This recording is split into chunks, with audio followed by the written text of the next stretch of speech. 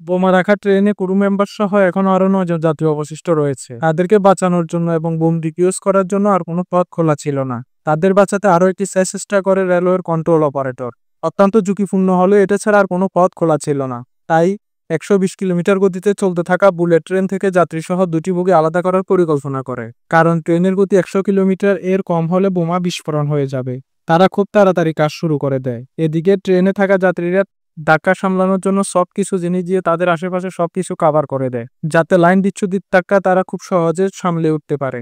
Train চালক গাইডের নিকট অনুরোধ করে শেষবারের জন্য মাস্টার কন্ট্রোল থেকে তার হাত সরিয়ে দেওয়ার জন্য, কারণ সে চায় না এত বড় ঝুঁকির একটি কাজ সে নিজে থেকে করতে।